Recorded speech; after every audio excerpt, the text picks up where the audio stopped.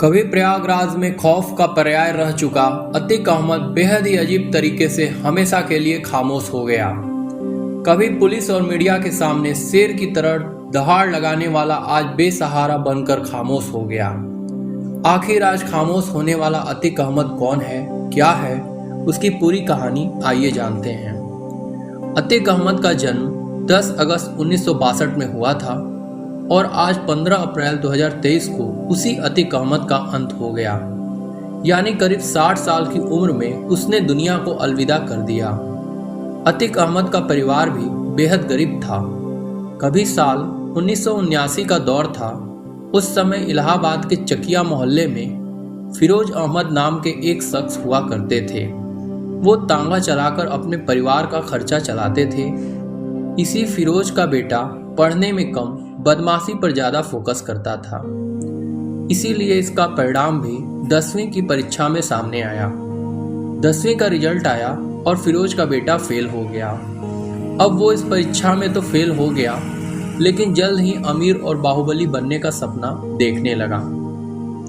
उम्र भले ही उसकी 17 साल थी, यानी वो अभी बालिग भी नहीं हुआ था। वोट भले नहीं दे सकता था, लेकिन जान लेने की नीयत बन गई थी। साल बीतता गया और इधर इस नाबालिग से बालिग हुए लड़के का क्राइम ग्राफ भी बढ़ता गया। ये अब अतीक अहमद के नाम से कुख्यात है। कई महीनों से गुजरात के साबरमती जेल में बंद है। हत्या, अपहरण, मर्डर के प्रयास समेत दर्जनों मामले इस पर दर्ज हैं। अब इसके नाम की चर्चा है। इलाहाबाद से प्रयागराज बने शहर में उमेश पाल की हत्याकांड में हो रही है। पुलिस ताबड़तोड़ इनकाउंटर कर रही है, लेकिन इसका मास्टरमाइंड खुद जेल में बंद है।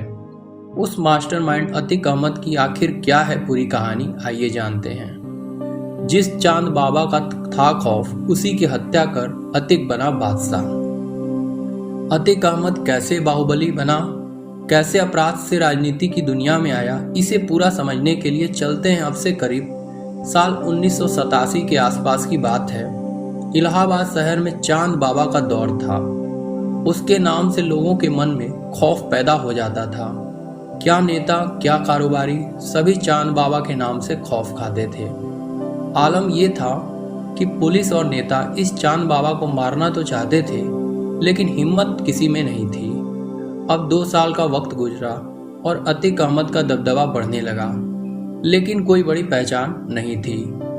अब पहचान बड़ी करनी थी तो धमाका भी बड़ा होना चाहिए था। सो अतीक ने वही किया। इलाहाबाद के सबसे बड़े डॉन यानी बाहुबली का पता लगाया।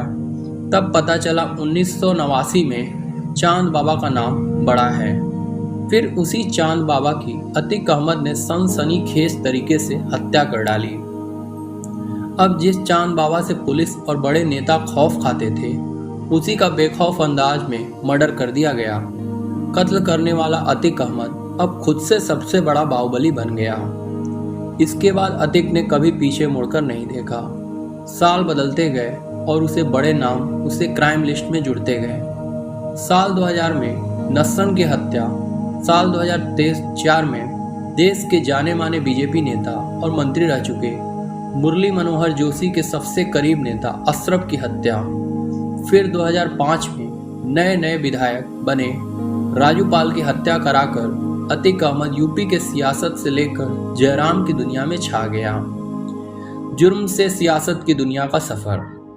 जुर्म की दुनिया से सियासत में कदम रखने की भी अतीक अहमद की बड़ी कहानी है। 1989 में चांद बाबा की हत्या से जब पुलिस और बड़े नेता खौफ पैदा हो जाते थे, तो आम जनता क्या चीज थी। अब अतीक अहमद का खौफ लोगों के जहन में उतर आया, पर पुलिस भी अतीक के पीछे पड़ गई। लेकिन अतीक तो अतीक था, वो कहाँ पीछे रहने वाला था। अब एक कदम और आगे बढ़कर वो सियासत की दहलीज पर पहुंचने में जुट गया।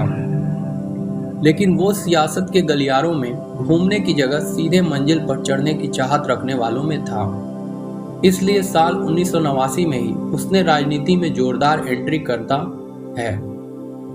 इलाहाबाद की पश्चिमी सीट से विधायकी का चुनाव लड़ता है, वो भी निर्दलीय, क्योंकि जनता जानता था कि उसे किसी पार्टी की जरूरत नहीं। मेरे नाम का सिक्का अब चल चुका है, बस इंतजार उस वक्त का है जब ऐलान हो हमारी जीत का। और वो दिन भी आ गया जब अतीक अहमद की जीत पर मुहर लगी। बाकायदा चुनाव अधिकारी ने ऐलान किया, अतीक अहमद भारी अंतर से चुनाव जीते। फिर जिले के डीएम ने शपथ दिलाई। अब कल तक गैंगस्टर मर्डर केस में पुलिस के लिए नाक में दाम करने वाला अतीक अब विधायक बन चुका था। इस जीत के बाद अपराधी का राजनीतिकरण तेजी से हुआ। एक राजनीतिक पार्टी ने अतीक का जोरदार स्वागत किया। अतीक ने अब समाजवादी पार्टी का दामन पकड़ लिया, फिर अपना दल में छा गया। अतीक लगातार 5 बार विधायकी का चुनाव जीता।